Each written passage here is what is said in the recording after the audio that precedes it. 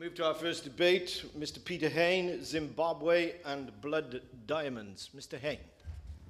Mr. Hammond, can I first of all welcome you to the chair and say what a delight it is to speak under your guidance as a fellow South Wales Valley Member of Parliament. And can I immediately pay tribute to my honourable friend, the member for Vauxhall, in her chairmanship of the all-party group on Zimbabwe. She's been provided inspirational leadership now for a long time. In December 2000, the United Nations General Assembly adopted Resolution A-Res 5556 supporting the creation of an international certification scheme for rough diamonds. This led to the Kimberley process, a mechanism for negotiations, and then the international treaty banning blood diamonds established under the United Nations Security Council Resolution 1459 in January 2003. I put a great deal of effort into achieving this when I was British Minister for Africa, because illegally traded blood diamonds were paying for arms which fueled conflicts in Angola and the Democratic Republic of Congo, and also in Sierra Leone, where those very arms were used against British troops by terrorists.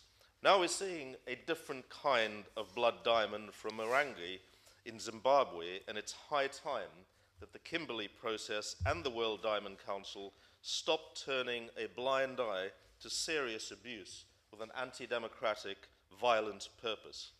The history of Zimbabwe has been punctuated with violence. Cecil Rhodes' exercise of colonial power in southern Africa was built on a monopoly of violence. Ian Smith's racist Rhodesian regime used violence against opponents demanding democracy until it was swept away by the Liberation War, which I supported as a British anti-apartheid leader at the time. And then Robert Mugabe's ZANU, first elected in a landslide victory in 1980, betrayed the freedom struggle they once led with distinction by systematically using violence as a political strategy to maintain both power and the privileges of an increasingly corrupt mafia surrounding him. Killings, torture and beatings of ZANU-PF opponents and massive human rights abuses accompanied the elections of 2000, 2002 and 2008. Mugabe's regime specialized in stealing these elections by violence. My fear is that Zimbabwe's forthcoming election, due by June next year, may be no different, despite the Government of National Unity, which has given some relief to its beleaguered, suffering nation. In that government, the Movement for Democratic Change has been given the Ministries of Finance, Education and Health, among others. ZANU-PF retained the Ministry of Defense, the Ministry of Mines, and the Office of the President, home of Zimbabwe's feared secret police, the Central Intelligence Organization, or CIO. But since the MDC took control of the Ministry of Finance and clipped the wings of the Reserve Bank, the security mafia loyal to President Mugabe has been on a hunt for sources of off-budget finance. They've now found these sources, thanks to an accident of geology and the failures of the international community. In 2006, diamonds were found in the Marangi fields in eastern Zimbabwe. The area holds one of the world's richest deposits of alluvial diamonds. The gems lie close to the surface of the ground, making them easy to collect by hand. During 2008, the military deployed soldiers and helicopter gunships during the clearance of thousands of small-scale miners from these Marangi diamond fields, killing and wounding many in the process. Nearly every soldier in Marangi is involved in one way or another in illegal mining. Soldiers have formed syndicates of diamond panners whom they then protect and escort. Many of the diamonds are smuggled into Zimbabwe to the town of Via de Manica, only 12 miles from the Zimbabwe border. It is crawling with illegal dealers from countries like Lebanon, Sierra Leone, Guinea, DRC, Nigeria, and Israel, most living in smart houses bristling with barbed wire and CCTV cameras and guarded by armed men, admitting they do so with the help of army syndicates and senior ZANU-PF politicians. Global Witness deserves our thanks for its impressive report, Financing a Parallel Government, which has unearthed devastating evidence on Zimbabwe's blood diamond trade. In Zimbabwe, mineral rights are vested not in the state, but with the president. So Robert Mugabe then granted a series of mining concessions. One was to Canadile, a company which has since collapsed amid allegations of corruption, including against Obert Mpofu, the ZANU-PF Minister of Mines. Mpofu is a man on a £1,200 monthly salary, but is now rich enough to spend over £13 million buying a bank. Another was Mbada Diamonds. Its chief executive officer, Robert Mlanga, a Mugabe crony, is developing a 20 million mansion in Bailuto, KwaZulu-Natal. Behind Mbada Diamonds, Mr. Havard, and up to its neck in its shady startup is a South African scrap metal company, New Reclamation, and its former chief executive officer, South African businessman David Castle. South African business interests were heavily involved in mining diamonds in Marangi or profiting from their irregular sale in what a South African broadcasting company last October reported as a blatant disregard for the rule of law and continued plundering of the diamond fields in eastern Zimbabwe. New evidence suggests that South African firms have muscled in and are mining there illegally. That's what the SABC reported. In 2011, 25% of the shares of Mbada were transferred to a mysterious network of shell companies based in Mauritius, Hong Kong, and the British Virgin Islands. These companies are connected to Robert Mlanga, a retired Air Vice Marshal in the Zimbabwean Air Force. The use of secrecy jurisdictions and tax havens should raise a red flag for any legitimate businesses trading with Mbada. They should be asking the question, who are the real beneficial owners of Mbada? We've seen with Libya's Colonel Gaddafi how banks, lawyers, and businesses colluded in illicit financial outflows of national wealth. I fear that is being repeated in Zimbabwe. A third mining concession was to Sino-Zimbabwe Development and a fourth to Anjin Investments. Sino-Zimbabwe Development purports to be a joint venture between the state-owned Zimbabwe Minerals Development Corporation and an investor, Sam Parr, a businessman from the Queensway Syndicate, a network of companies based in Hong Kong, Singapore, and Angola. Sam Parr and the Queensway Syndicate were the subject of a recent feature in The Economist, which raised two issues in particular. First, the Queensway Syndicate's amoral deal in Guinea. Just 1 month after security forces massacred 150 protesters in the stadium, the syndicate signed a multi-billion-dollar deal with the Guinea junta, effectively providing a financial lifeline to that pariah regime. Second, The Economist alleged that the syndicate was buying Angolan oil ridiculously cheaply and selling it on at market prices to Chinese oil companies, suggesting the Angolan people may have been cheated out of billions of dollars. In Zimbabwe, several sources suggest that Sam Parr gave the secret police, the CIO, a large sum of money, which one CIO document places at $100 million US, and over 200 Nissan pickup trucks. In return for this apparent assistance, Sino-Zimbabwe Development was granted opportunities in Zimbabwe's diamond and cotton sectors. Sino-Zimbabwe Development was set up and registered in Zimbabwe and Singapore. The Singaporean company is in turn part owned by Strong Achieve Holdings, a company registered in the British Virgin Islands, which is controlled by someone believed to be a member of the Zimbabwean secret police. This again illustrates the highly disreputable role of the British Virgin Islands in facilitating such murky dealings.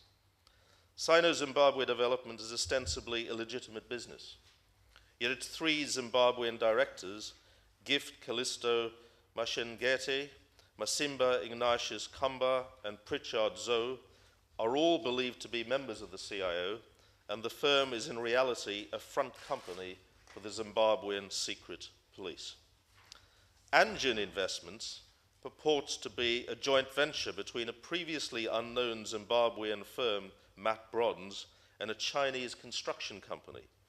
In reality, Anjin's company secretary is Brigadier Charles Tarumbwa, who is also the Judge Advocate General at the Ministry of Defense, at Zimbabwe's Ministry of Defense, and a man on the EU sanctions list for orchestrating violence.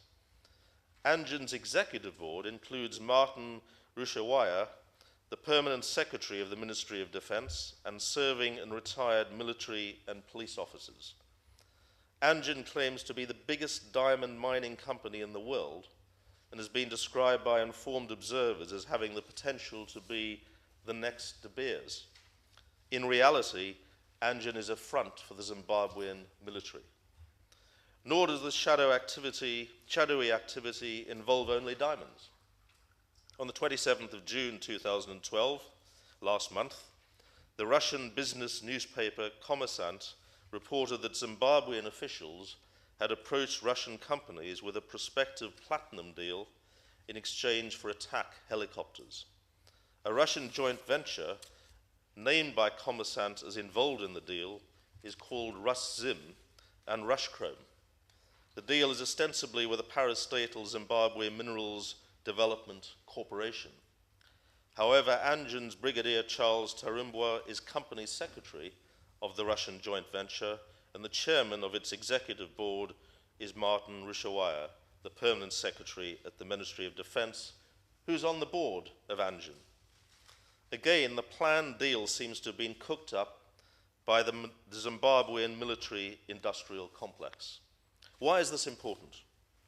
First, the Zimbabwean military and secret police are known for their uncompromising support for ZANU-PF.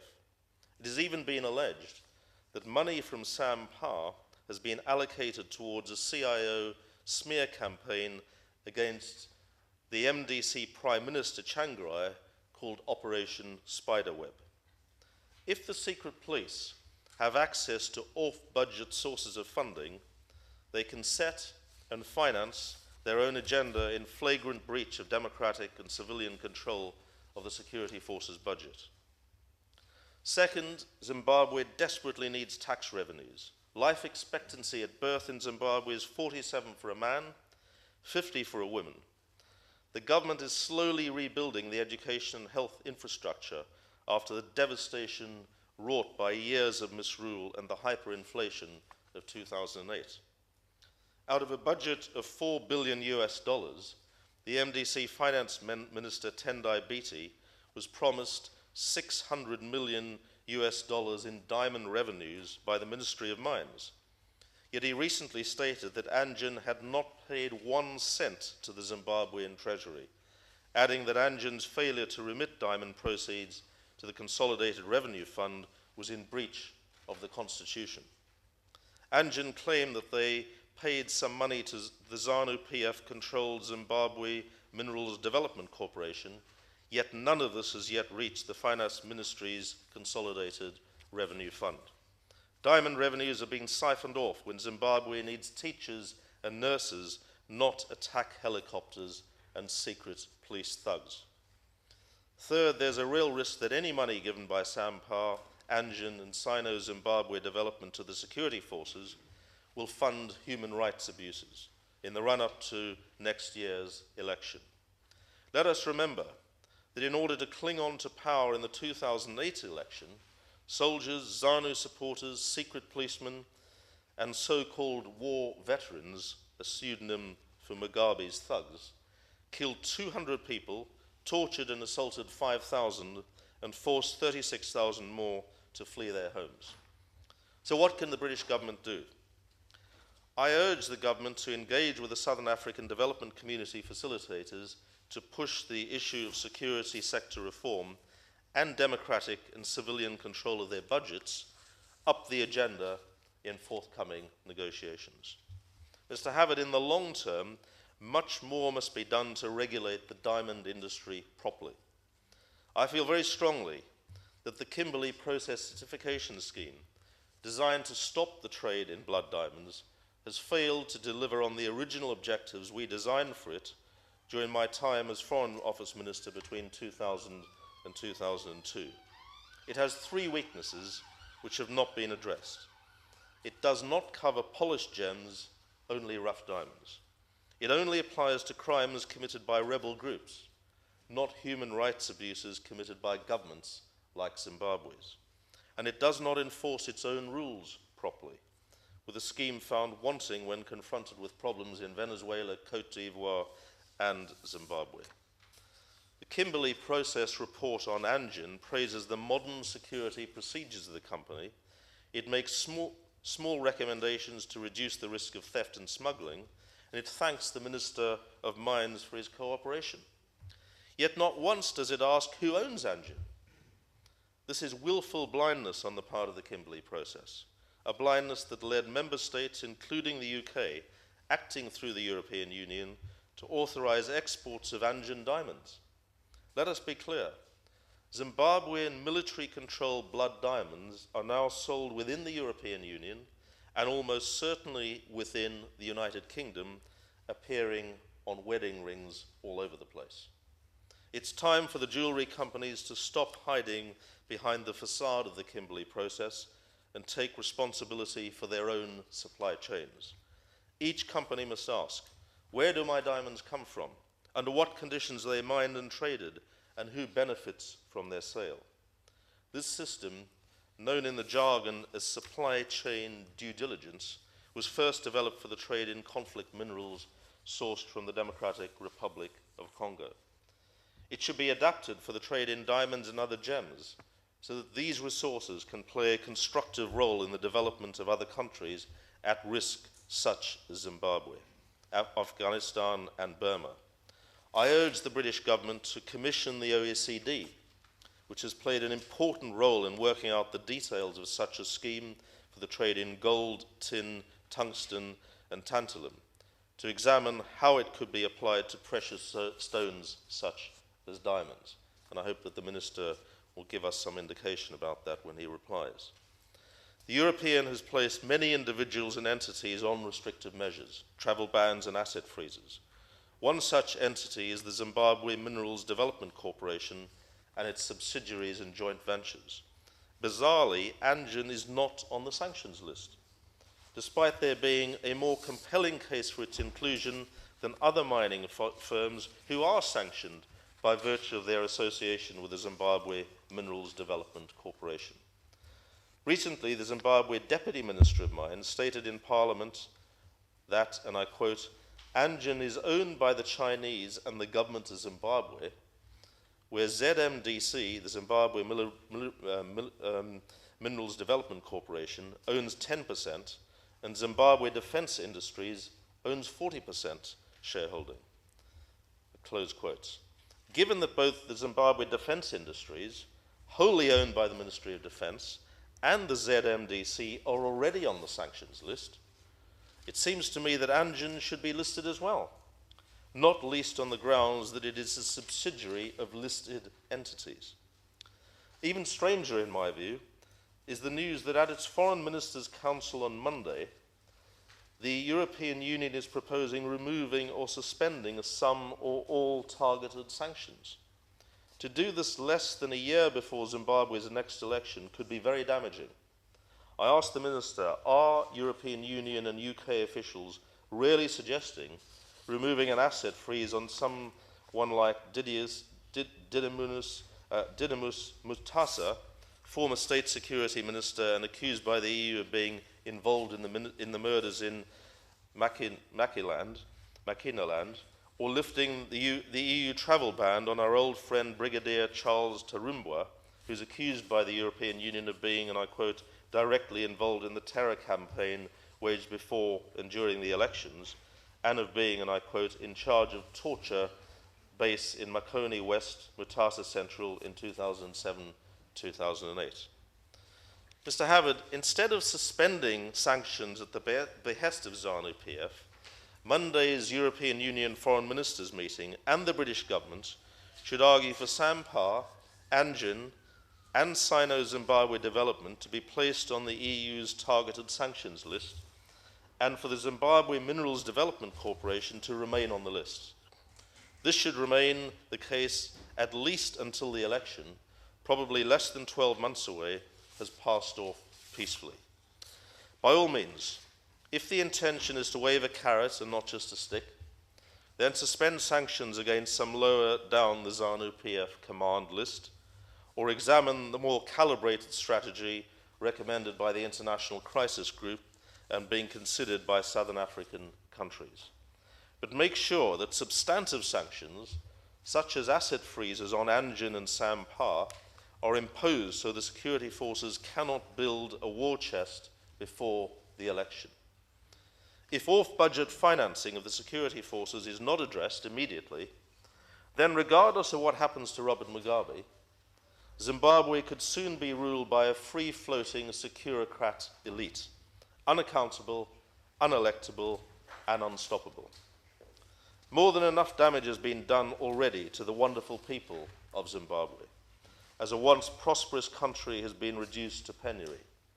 Let us ensure we do not perpetuate that terrible damage by premature suspensions of these highly targeted sanctions, especially on those responsible for Marangi blood diamonds, when the imperative is to impose more, not less.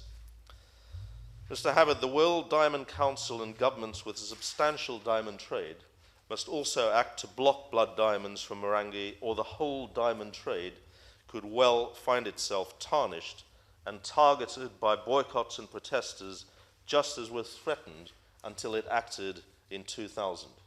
I hope that the House will consider these matters and that the government will do so as well and take the policies I've recommended for targeted sanctions forward. Thank you very much.